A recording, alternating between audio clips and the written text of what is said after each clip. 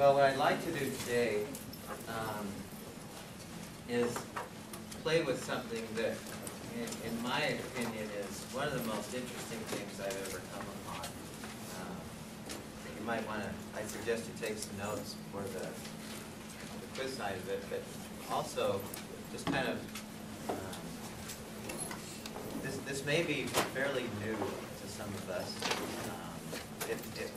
or at least maybe we haven't explored it to the extent we're going to in here. If you're anything like me, you're going to find this really fascinating. Let's see, where should we start? Let me begin with a couple events that happened some time ago that I watched that got me kind of rolling in this direction, because maybe this topic that we're playing with might have moved me in the direction that I have gone in more than anything else, as far as the path and the field that I've gone into. It's that interesting.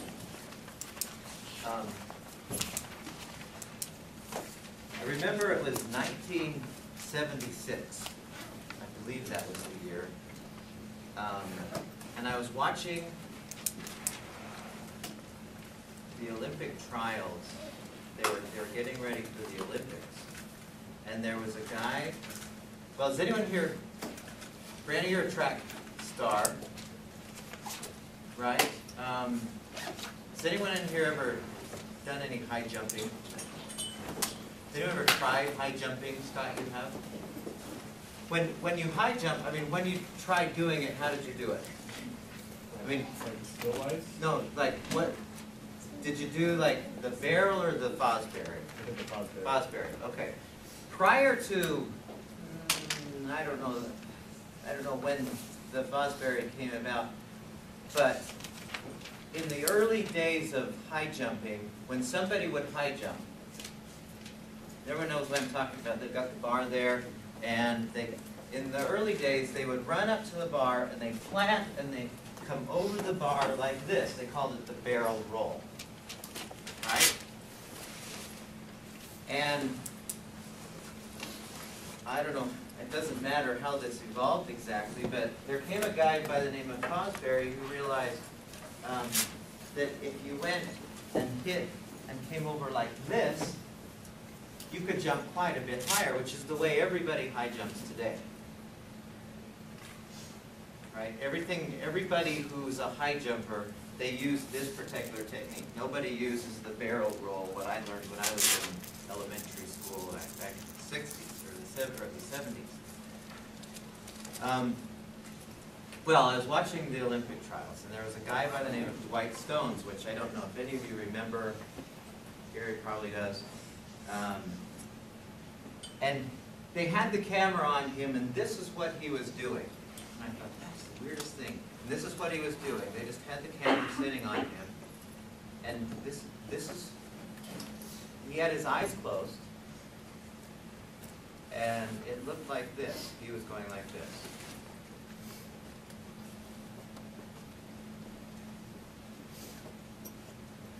Then pause for a minute.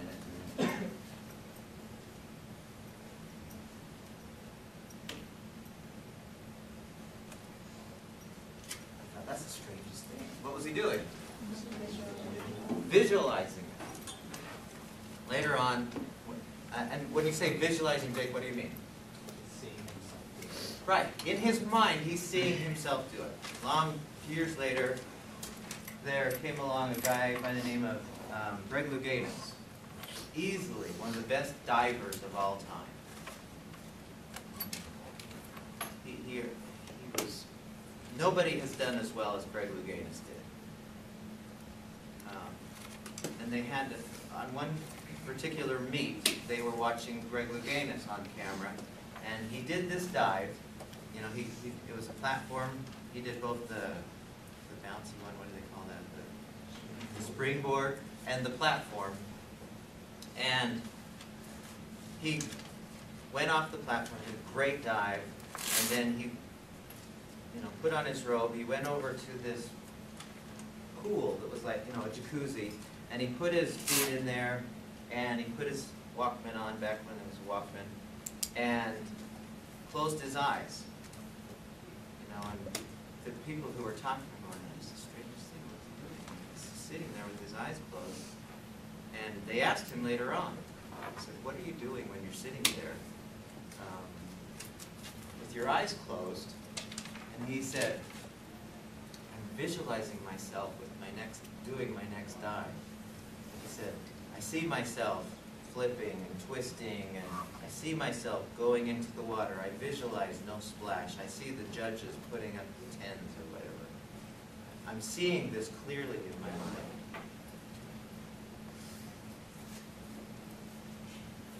Third example, and I know these are a little bit dated for you, but I think most of you remember Jack Nicklaus. He said he never steps up to the ball to hit it without running this mental movie in his head of exactly where he wants the ball to go. You know, he doesn't just take out his club, sit down, and just whack. He in his mind, at some point prior to every shot, he doesn't worry about how he's going to hit it, because he's already got that program. But he thinks about where the ball's going to go. Is it going to cut? Is it going to slice? What kind of spin is it going to have on it? How's it going to land? Which way will it bounce when it lands? And which direction, you know, in relation to the hole is it going to go? He sees this perfectly in his mind. Okay? We find athletes all the time who talk about this process of visualizing and seeing themselves do something before they actually physically do that. Now, what is the science behind that? What is the psychology behind that? Why would they spend their time? I mean, why would they're not doing it. Why would anyone consider wasting their time if, you know, you didn't know any better? Why would somebody think, well, you know, you're not doing it. Why would you waste your time doing it? What's the psychology behind that? No? Grant? We used to do that in basketball when we played, and what it would help me with is just focusing on, like, getting my brain and everything else focused on the game and focused on what I was going to do, how I was going to do it. How did it do instead of just being that? distracted. How was it able to do that?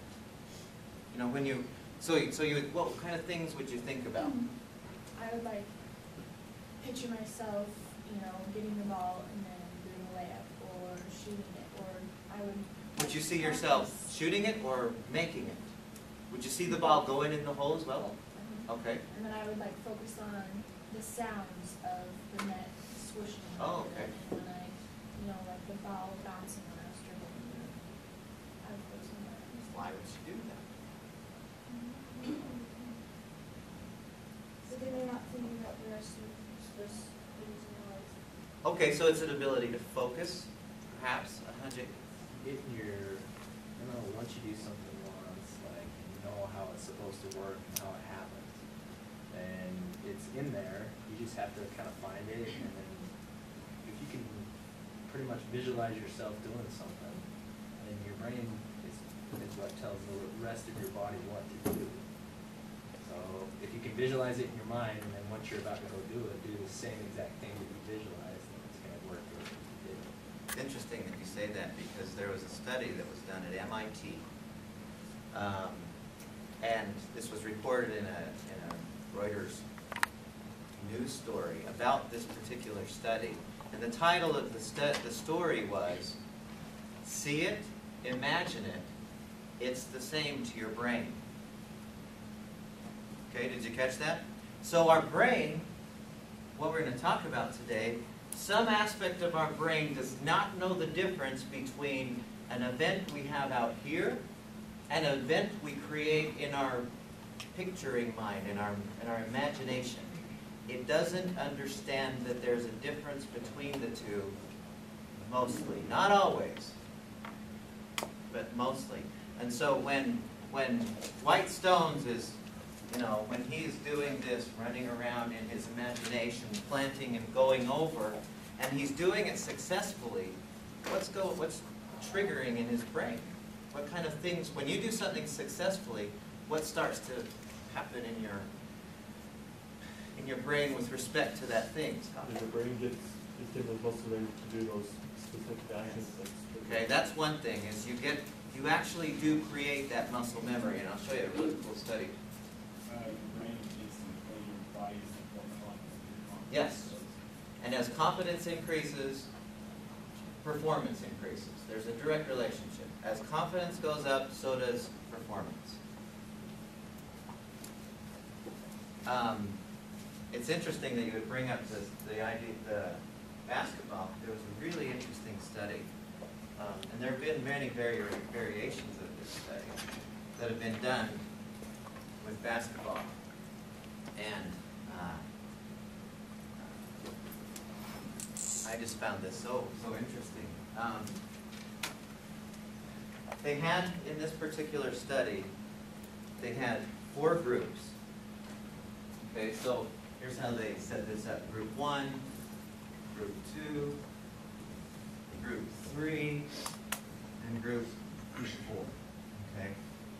And at the beginning of the study, well, let's see, let me make sure I get this right. So before they gave them anything to do, they said each group had to shoot 100 foul shots, or some amount like that. They all shot 100 shots.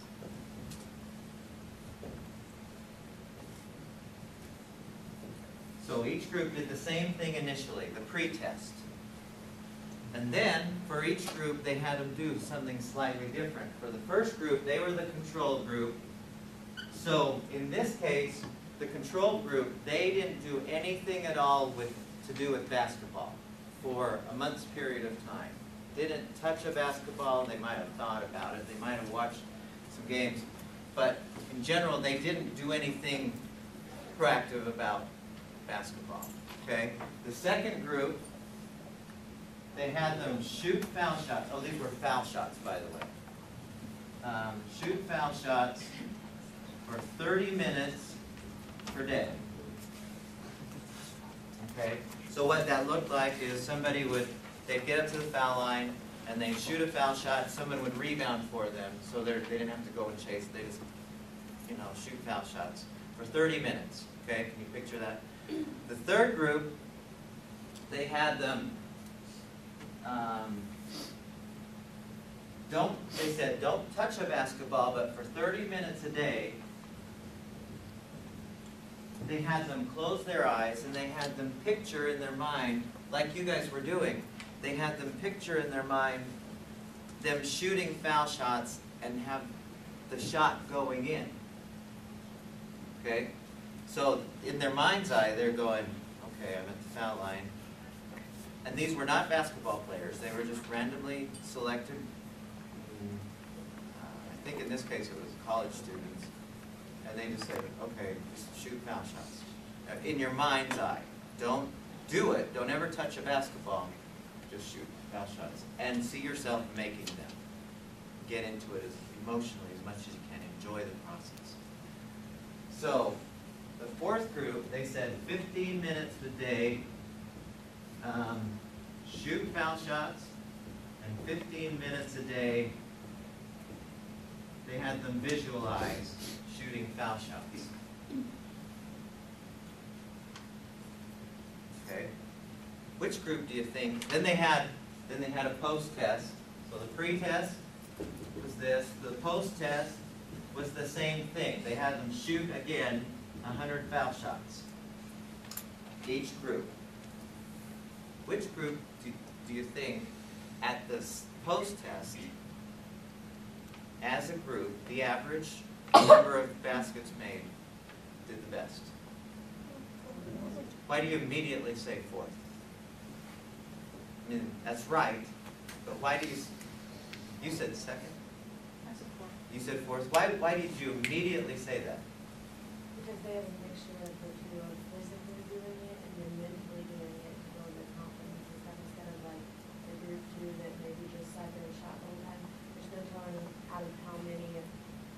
that 30 minutes that they got, you know, so they got a mix of them. Good, good. Who do you think took second? They never touched the ball. But they're visualizing it. Okay, this was visualizing. True.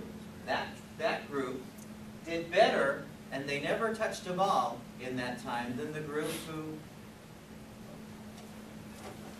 shot for 30 minutes a day. Now, to the person who has never been exposed to this, that would make no sense at all. Why would that, why? I'm just thinking of it, how is that going to make foul shots? How's that going to make me shoot foul shots? What did you say? Say that again, what you just said. Okay. They built their confidence.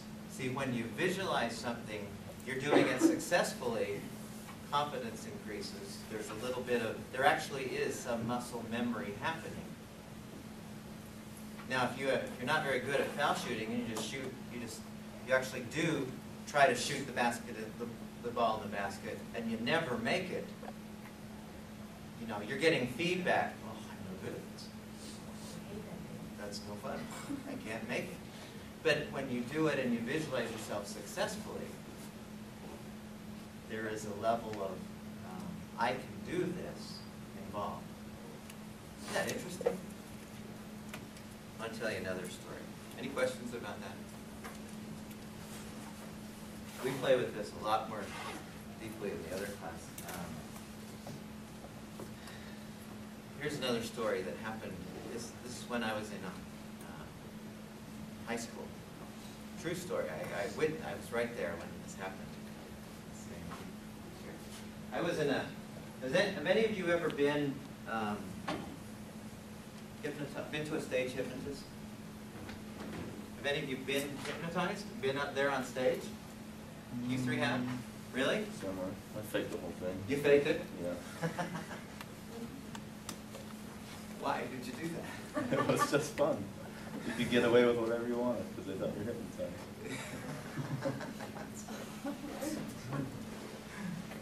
What did you do? Do you remember? You must remember. Yeah, I remember a lot.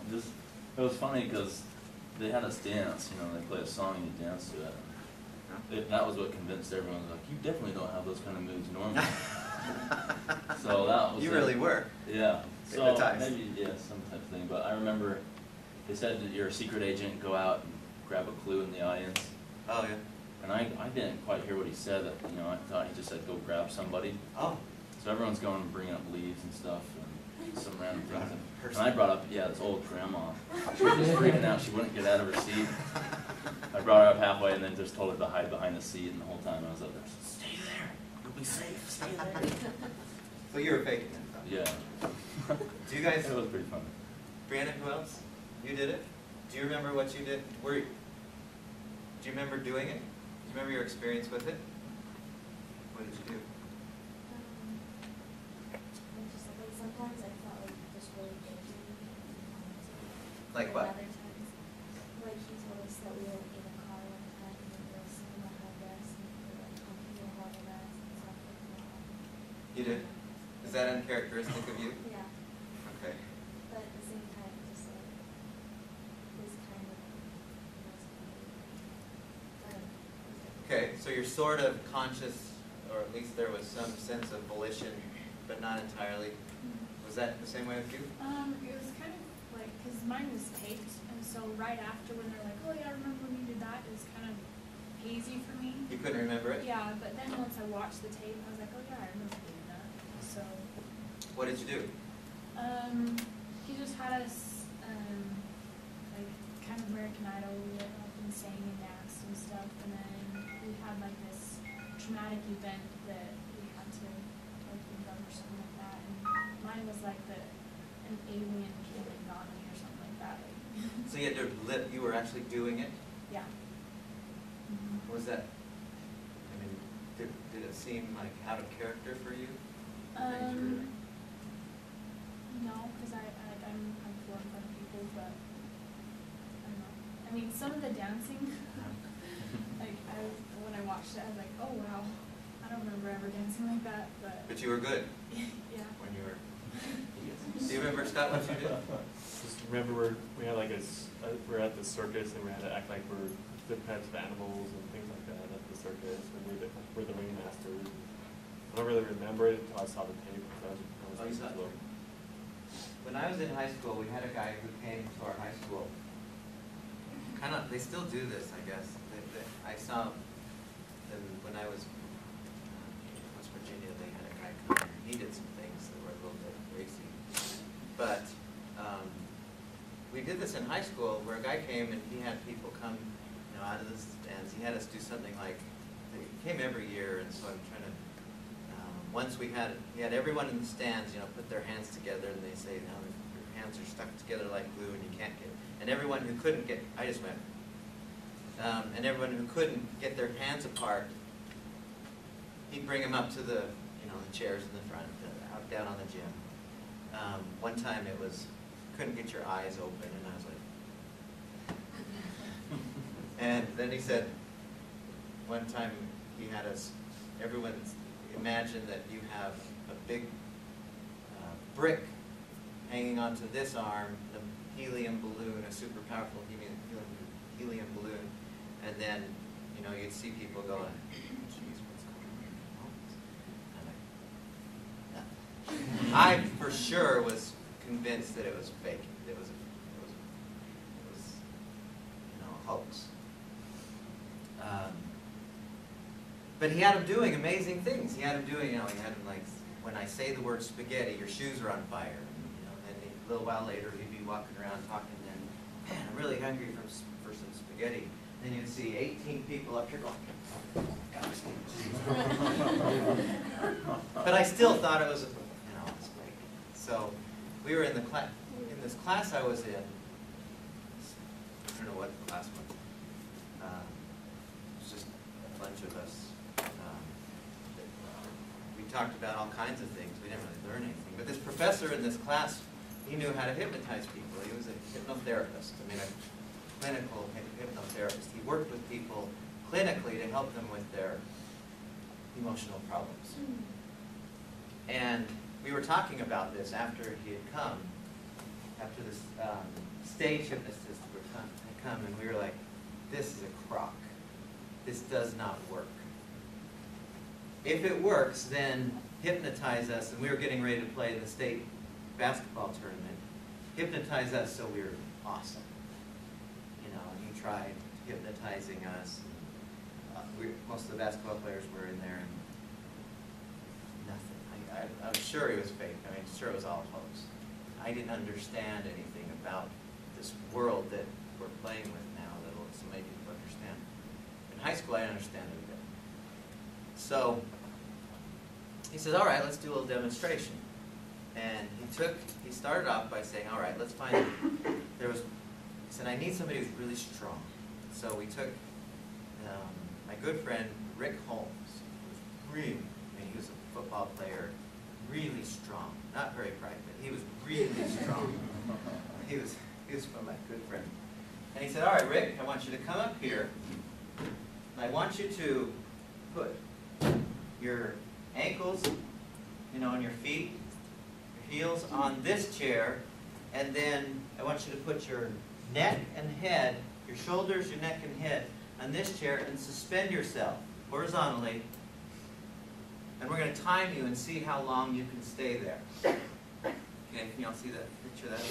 So he said, all right, Rick, do that. And he's like, oh, okay, I'll do this, no problem. He got himself all psyched up. Okay. And we're timing, all right, Rick, let's see it. We're all timing him. After about 15 seconds, he started shaking. About 20 seconds, he was buckled. Nice job, Rick, you're pretty great. Then he said, this guy had been working with two people. One girl's name was Paulina, and the other girl's name was Judy. And Paulina was probably the smallest, most petite person in our grade. She was just tiny. For sure, she'd never seen a day in the weight room or done crunches. She was just tiny. He says, all right, Paulina, are you okay with me? I didn't understand it a bit. He said, all right, Paulina, you okay with me? Let's do a little experiment here. And she says, oh, yeah. He had hypnotized her before that with some frequency to do therapy with her, and this is how it looked anyway. So he says, all right, Paulina, when I count to 3 and say your name, I want you to just relax. He says, 1, 2, 3, and she just kind of fell into the floor. You know, she was sitting down, and she kind of, and she said, Paulina, are you okay? Yes. Do you feel good? Yes, I feel fine. Then he said, all right, Paulina, when I snap my fingers and count to 3, your body will become a steel girder. It will be impossible to bend your body. No matter what anyone tries to do, it will be impossible to bend. Do you understand what I'm saying? Yes. So, he said, Paulina, 1, 2, 3. And she just, you know, she suddenly went lying down horizontal on the floor. And a couple of us picked her up and brought her over and placed her where Rick had been. And then we started timing. We're sitting there going, all right, let's see how long she can do it. Maybe 3 seconds, we thought, if she's lucky. She did it for a minute. And I could not believe this was like a miracle. I mean, the guy who had the most strong abs and core of anyone in our class, and she beat him by 4 times. She was hurting the next few days. But she, for that period where he had said, all right, Paulina, it will be impossible to bend your body. Do you understand? Yes. Nothing. She didn't even, she just sat there. Later on, I saw the same thing happen on a Spanish channel, where they actually had a guy, this was a circus kind of thing, where they had a guy hypnotized, and they had somebody jumping on him. And he didn't, he didn't buckle. He also did this with Judy, where he said,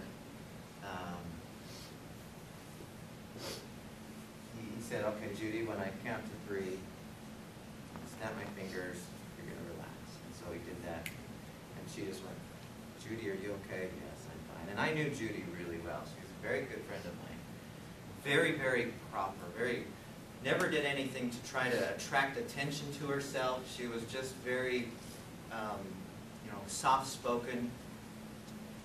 Just, you know, very, very, I don't know what the right word is. But anyway, she said, so he's talking to her while she's lying there with her eyes closed on the floor. So, all right, Judy, when I count to 3 and snap my fingers, you will open your eyes and you will notice that nobody has a body. You will only be able to see heads.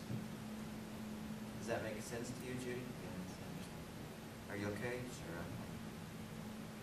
So he snapped his fingers, counted to 3, 1, 2, 3, and she opened her eyes, and then she started. And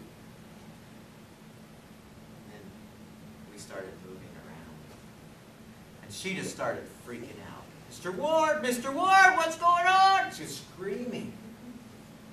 It was so uncaring. And, you know, if she would have been faking it at all, she would have smiled, or, you know, she would have, she couldn't fake it that well. She wasn't that good of an actress. But she was just freaking out. Mr. Ward goes, what's wrong, Judy? I don't know, but I don't see any. It's all heads. You know, she was just screaming at the top of her lungs. And so we just kept up with this. You can imagine what she's seeing. And then some kid got on a table and started bouncing up and down, and she just lost it. She was just screaming. She ran, dived behind a desk. People came from down the hall. Is everything okay? Because she was making a lot of noise. It was so amazing. And I thought to myself, what is going on here? How can we explain what's going on such that Paulina, who has no physical ability to do that, did it. And so I became very interested in learning more about this. And there was one book that I came upon. Well, there are several books that talked about the power of our subconscious mind. And there was one description of it that helped me to understand why hypnosis works like it does, and later on today, how we can use that for stress management in a really, really cool way. But the way this was explained looks something like this. Here we have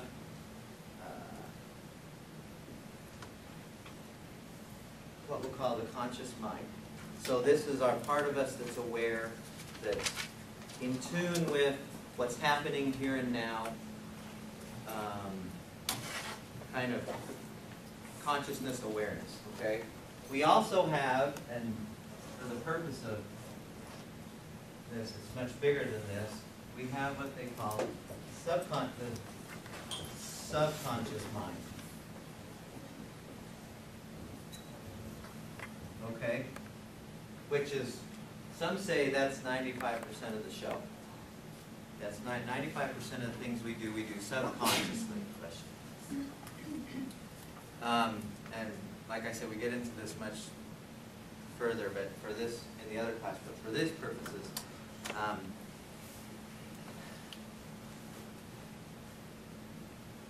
we're good with this. Now, when you decide, let's say that I write something on the board, and since I write it on the board, you immediately think to yourself, oh, I better write this on my paper. Right? How many of you thought that? We all thought that. Oh, if he put it on the board, I must have to have it on my paper. Why did you not write anything that I said up until this point on your paper? I haven't seen any writing happening except maybe some of you put this down, but I just talked for 15 minutes and no one wrote a thing. But as soon as I wrote this up there, I saw immediately, why did you do that? This is more facts, and you're just telling stories. What is it? Is that the reason? Easier to- What's the real reason, though? Oh, right in the text. Okay, you might think, well, if it's on there, then possibly it will show up somewhere, and I might need to know this, right? How many of you didn't even think about it? You just, oh, okay. There's nothing wrong with that. But it's like, how many of you, when you were driving today, driving in to school, thought about how much pressure you have to put on the pedal in order to make your car go 55? Or, when you had to slow down, did you think, okay, I've got to release my foot with this amount of pressure, and then place it over here, and then push it with this amount of pressure in order to slow down? How many of you consciously had to do that? No, you just, oh, okay. Oh, okay. Subconscious. We do many, many things that are, and we like it that way. We don't have to remember everything.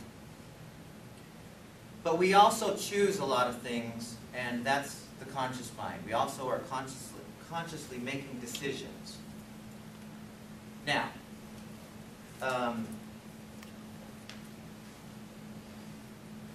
if you were, well, the hypnotist, when he comes and does what he does with you guys who were except for you. Here's what he does, really. Apparently, at least this is how it's explained, and I like this explanation.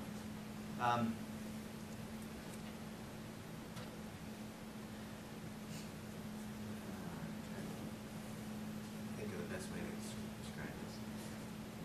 Do you remember the coal-driven trains where they have the engineer in the front of the train and the guy in the back, who they called him the stoker, the coal guy, and when the engineer sees that there's a hill that they have to go up, he calls the coal guy And the coal guy he says to the coal guy, the stoker, we need more power, put some more coal in the fire.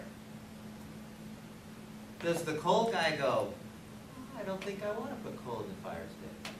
Oh, I'm too tired. What does the coal guy do? He goes, oh, okay. Right? And then the conductor, the engineer says, okay, top of the hill, relax on the coal. He goes, oh, okay. It does whatever it's told.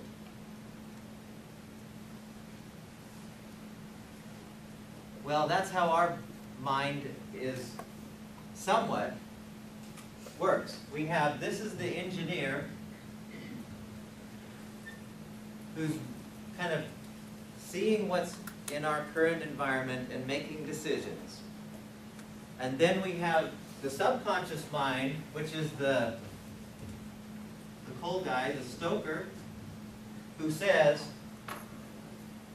oh, I need to relax on how hard I'm pushing on that brake, or I need to relax on or I need to push down on the gas, or I need to write down something, or I need to, when you ate breakfast this morning, did you consciously think to yourself that you had to get the food from here to here? You know, did you think, all right, muscles, peristalsis happening, let's go and get it down. Yes! I'm so good at eating. Did you do that? No. It's part of this power that's us, does most of the things that we, you don't consciously think about breathing. You don't consciously think about your heart. You don't consciously think about, oh, I've got an itch. I've got to put my hand up here and move it this way to take, it just does. Now, we also use the subconscious mind to get in the way of a lot of our things. Like, for example, how many of you would say that you're bad at math? Raise your hand. Now, how many of you have bad at math genes? You think? You're pretty sure your grandparents did it to you?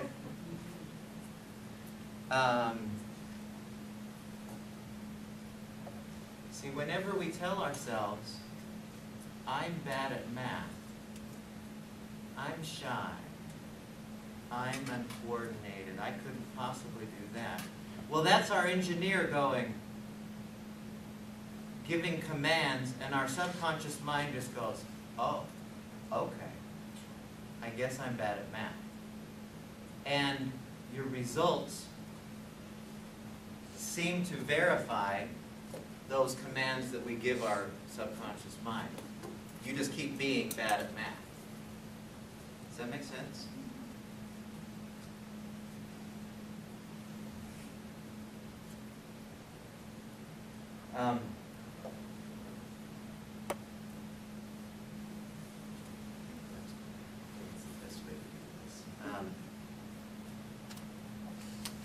So how do we use this? Oh, sorry, I knew I was missing something. So when the hypnotist comes in, what happens? When you guys were being hypnotized, do you remember how? Did you just walk up to the stage at first, or did they select you somehow? Did the guy or lady select you somehow? Which? And how did they select you? Oh, you said, I want to volunteer. So that was it. Okay, was there anything that you did on the stage that he said, well, no, we don't need you up here anymore? Yeah. What did you do? Like he would start the hypnotism, and then after What do you that- mean by start the hypnotism? Well, like he would say that, like 1, 2, 3, and then he would start doing it, and if people didn't react to it, then he'd be like, all right, keep it. Do you remember what he did? Yeah. Do you guys?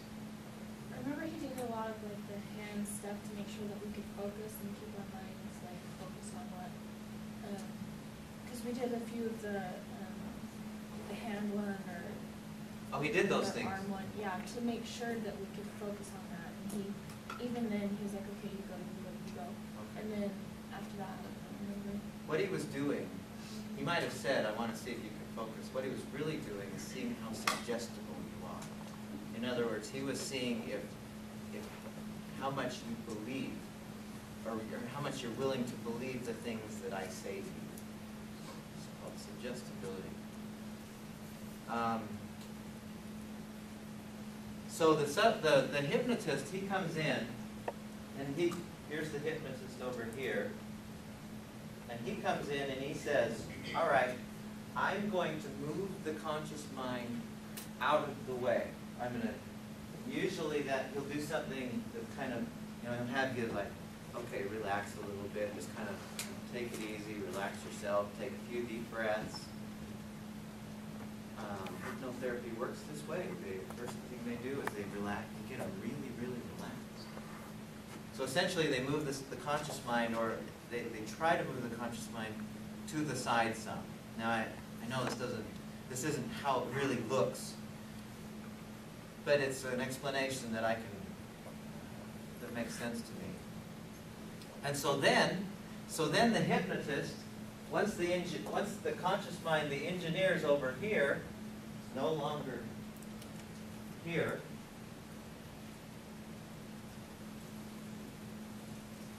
then the hypnotist just speaks to the subconscious mind and says, all right, you're an American Idol dancer.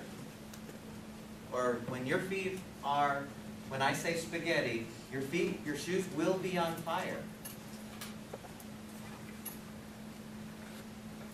Or, Paulina, when you are, when I say you've got a beam, a steel beam through your body, her conscious mind's over here going, okay, I'm not at the game right now. And he talks directly to the subconscious mind, and the subconscious mind only knowing yes, whatever I do, whatever I'm told, goes, okay, I guess that's how it'll be. Or, I'm a wonderful dancer, or, I'm doing all of those things that I wouldn't normally do.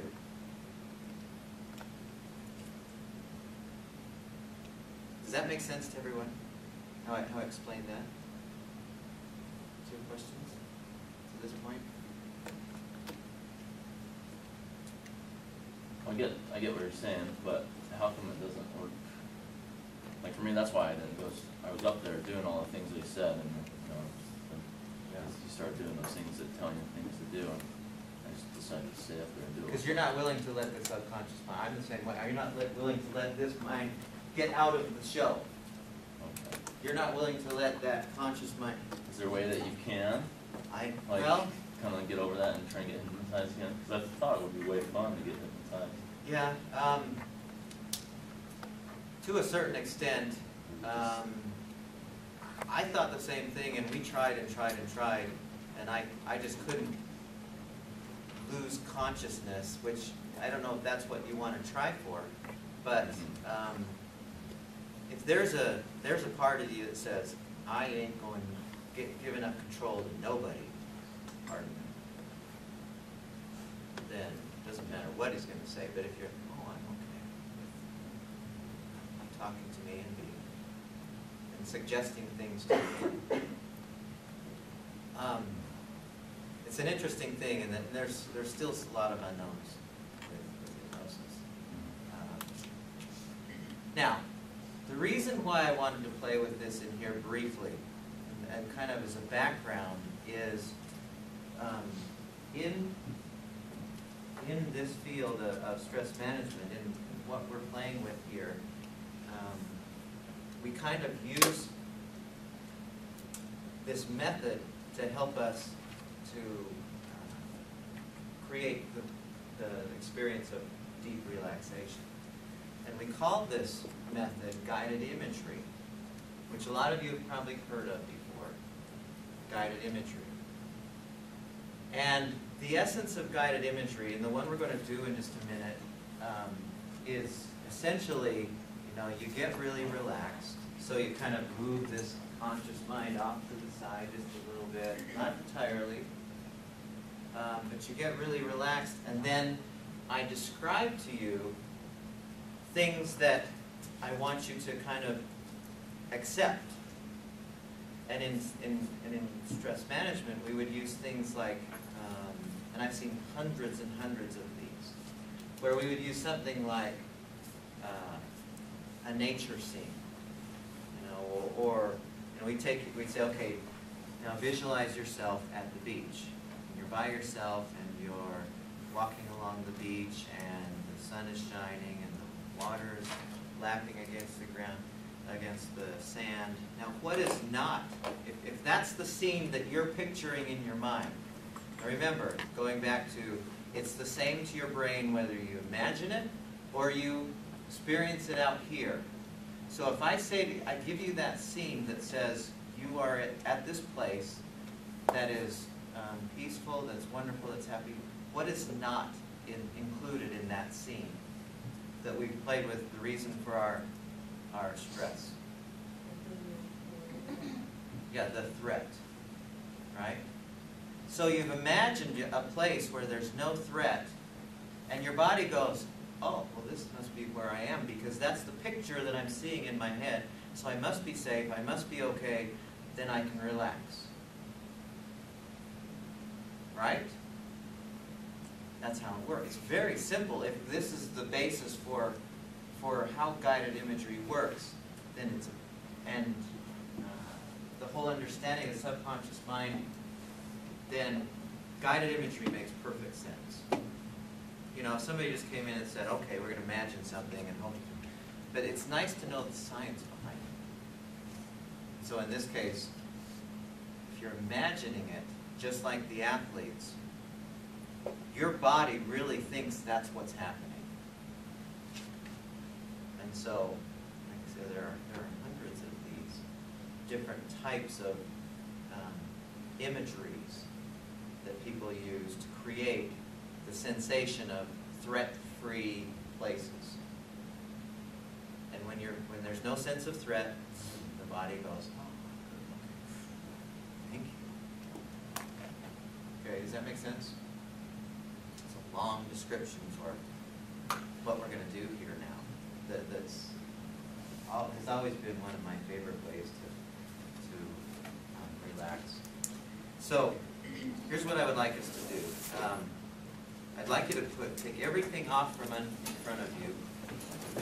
Just take it all the way from, so it's no longer in the space in front of you.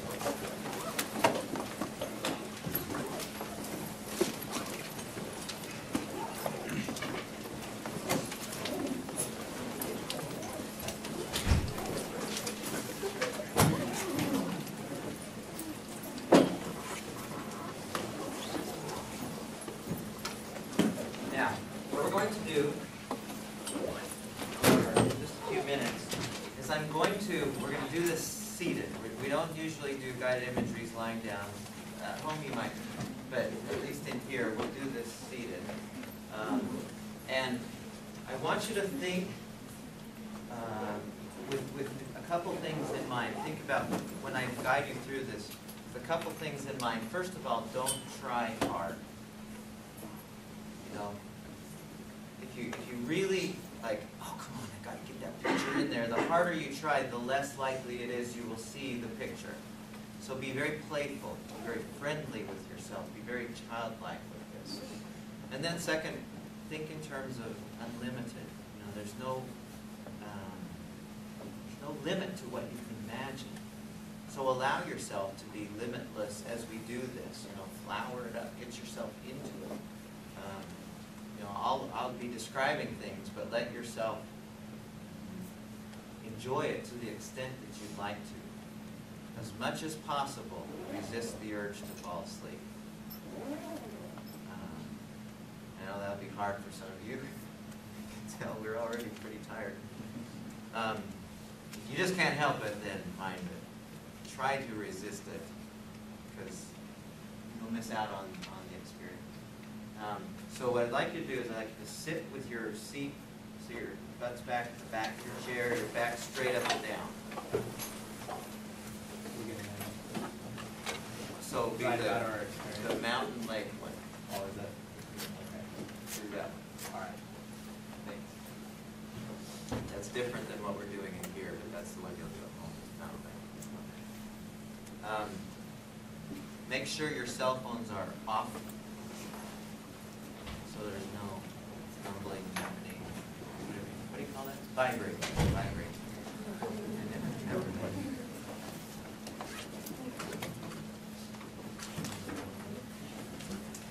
All right. What I'd like you to do is just, for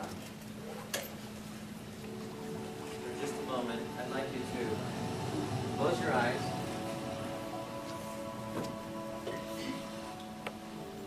Take a nice full breath in and out.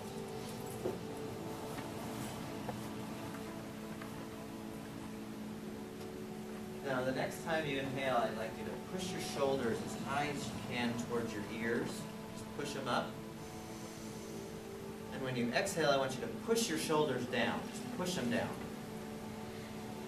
Don't let them sink down. Push them down. Try it again. Next time you inhale, push your shoulders up as high as you can. And when you exhale, just push them down. Okay? Now, just allow yourself to continue breathing comfortably, deeply. Keep your eyes closed during this.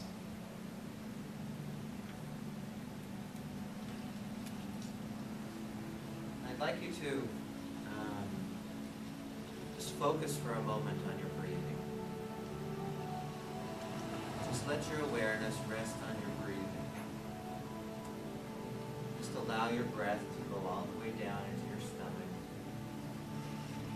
Try to let that breath down into the deepest part of your stomach. So there's very little movement in your chest and upper torso.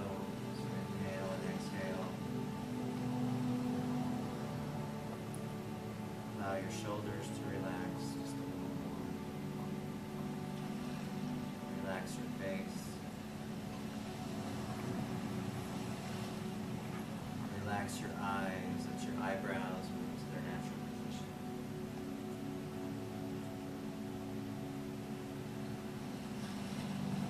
Just let yourself be present with this experience. And if your mind wanders off, be nice to yourself and gently bring it back to the sound of my voice and the pictures that I'm going to describe to you.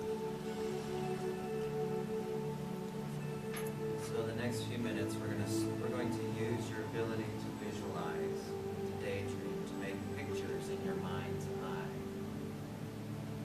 Just allow yourself to easily enjoy this process, not trying too hard.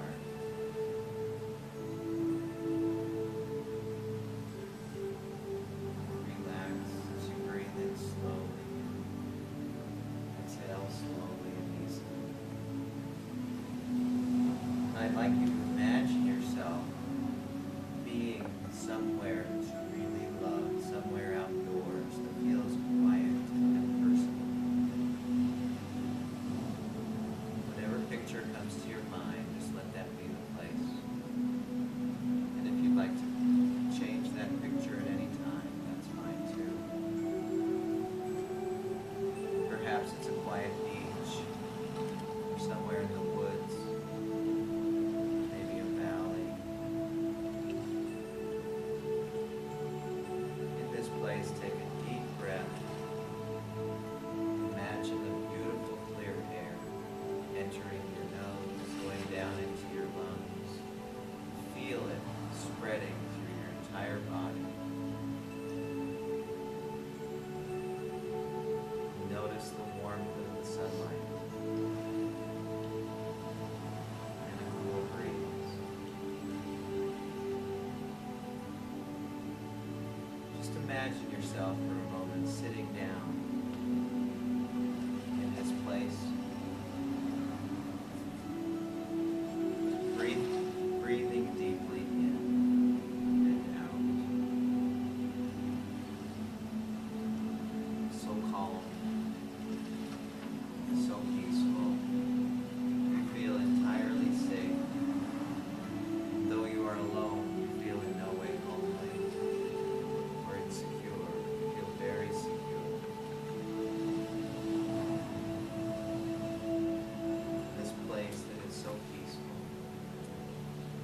Perhaps you can hear birds or waves lapping on the sand. Perhaps you can hear a river running nearby. Perhaps you can smell the flowers. Take another deep breath. Inhale. As you exhale, effortlessly feel yourself relaxing into this place, enjoying it. Just look around you. What do you see as you look around? This beautiful place. Calm weather. Perhaps there are trees. Notice their leaves moving in the breeze. Or the waves gently breaking.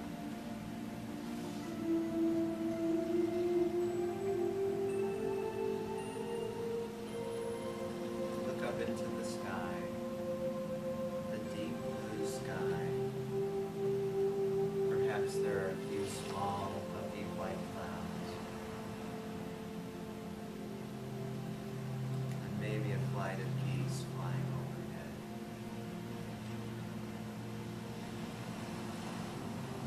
In the deep blue sky.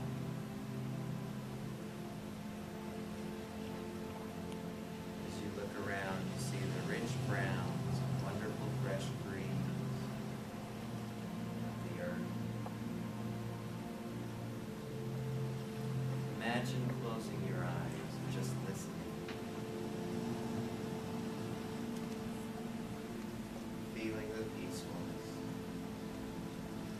the restfulness of this place. Imagine yourself lying down in a comfortable position, letting go of your worries and tensions. In a safe place. Imagine the warmth of the sun. Feel it warming your arms and hands, your face, gently warming. Feel it on your body, legs.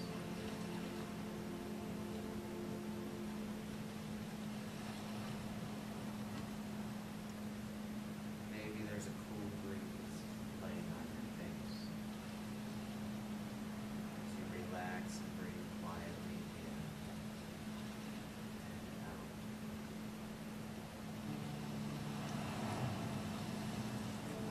Listen to the quiet sounds around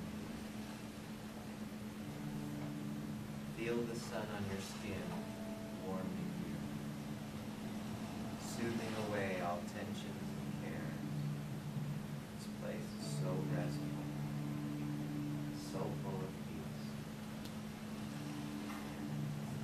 Let the faint smells and sounds of this marvelous place gently relax you.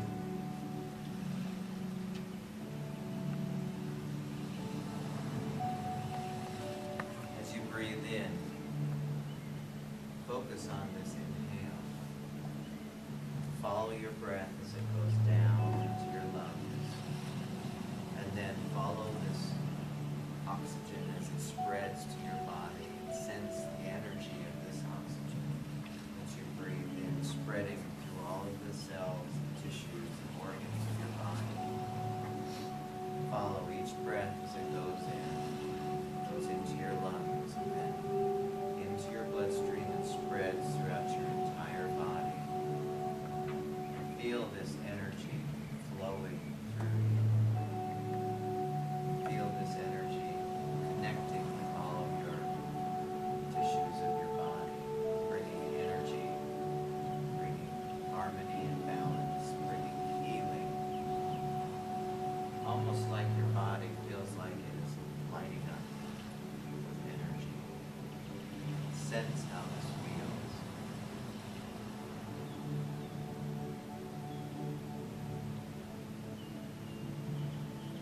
Your mind is still.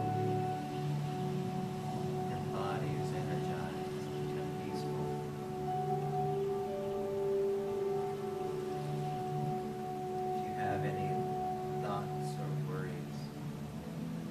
rather not have at this time. Just let them float away like small clouds in a calm blue sky. You are at peace. You are completely at peace. Just relax a little more. Enjoy the sunlight and the breeze. Relax. Your body is rested and at peace. You're drawing strength and energy from the sunlight. As you breathe in, the energy fills you. Your lungs filled with energy. It spreads nourishing and healing energy to your entire body. And peace. You feel rested, comfortable, still.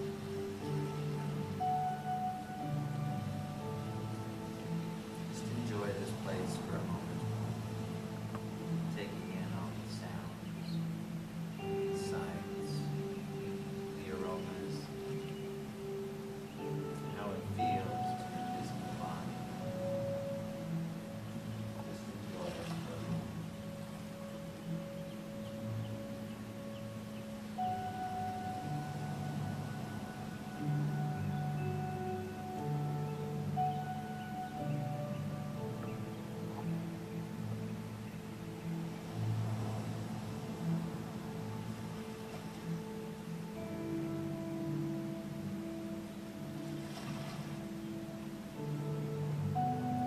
The next few moments, we're going to slowly return to normal wakefulness.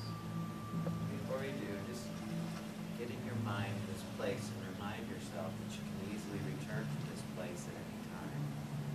It's a place you can return to and enjoy the peacefulness and quiet and security that is there.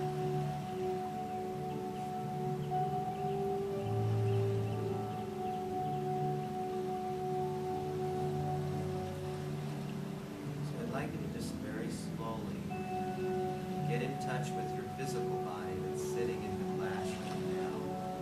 Just kind of bring your awareness back to your physical body that's in the classroom. Where you left it before, it's still safe and happy to be there. I'd like you to begin moving your fingers and hands.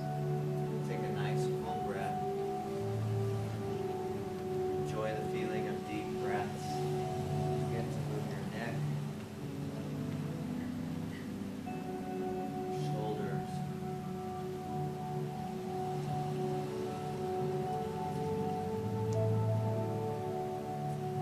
you want to stretch your arms out up over your head. Just allow yourself to stretch back out. Just enjoy that.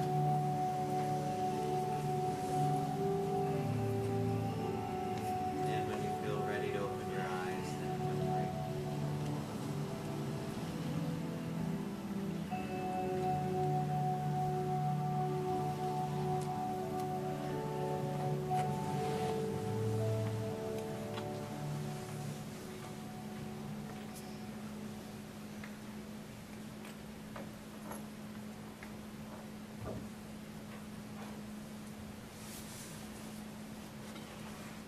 Okay. Is that difficult for anyone? Is that challenging or in what way? I think I'm just tired. I cannot concentrate, so I was like, falling asleep. Yeah, you're not the only one.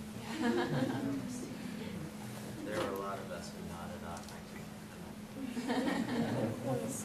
Yeah. Do you feel better now or any different?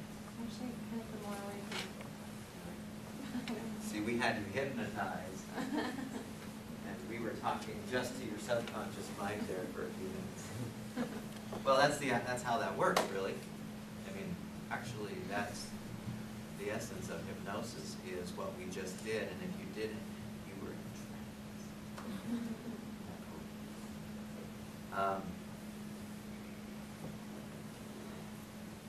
Did anyone have a hard time, of those of you who did, how many did fall asleep, just out of curiosity?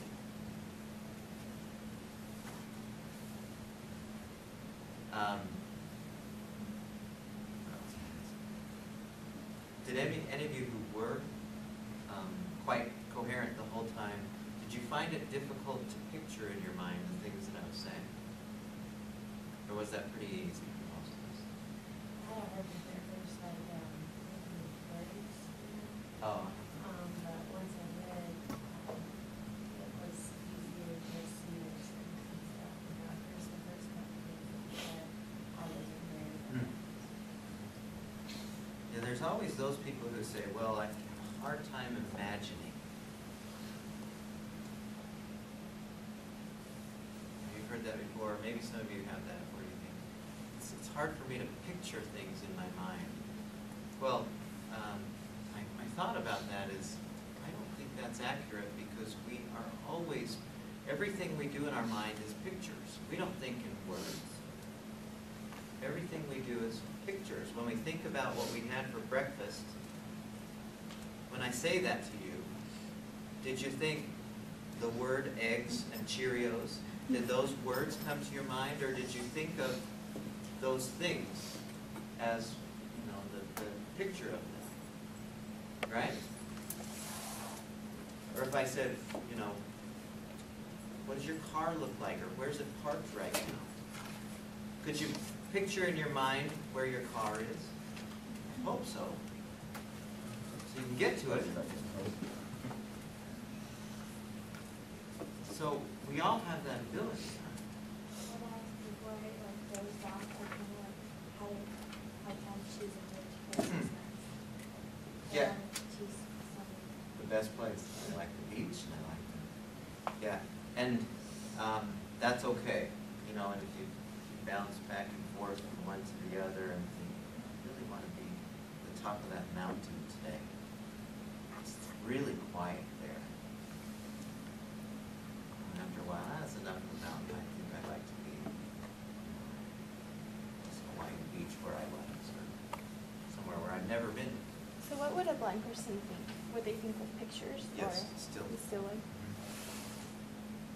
Think, I mean, I can't imagine, to the extent that they can, that it makes sense to them.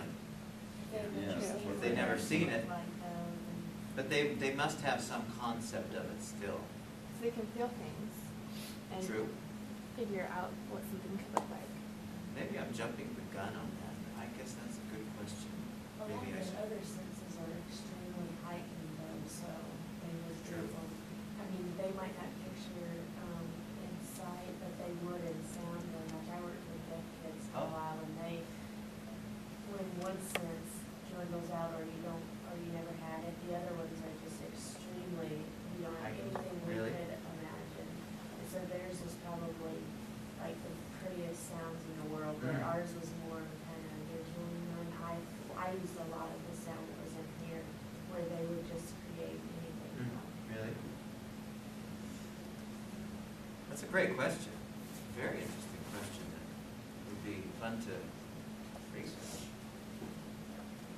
I kind of just threw it out there, but then I don't really know.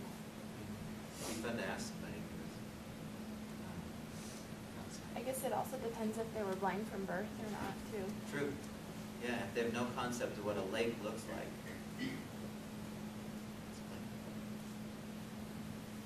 That's an interesting question. I like that question.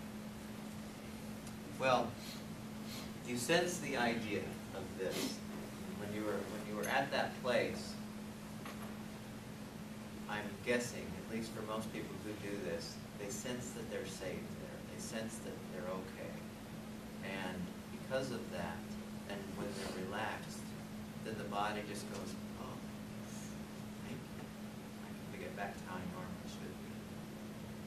And that's the cool thing about guided imagery. In the other class, we use it for far more interesting purposes that are a little more proactive. This is a little more restful. And, just using it for this one purpose. Are there any other questions about this? Anything you wonder about or thought of? it okay if we picture more? Like, when you said to look up in the sky, like, mine was the beach, so I pictured like when I'm like laying on the beach and like palm trees blowing. The more the better. As a matter of fact, that's a great question. The more you can get yourself into it, like I was just being very, but if you could throw in, you know, all kinds of scenery, that's just saying, yes, that's where I am. So that's a great question. What I'd like you to do over the weekend is the relaxation exercise called Mountain Lake.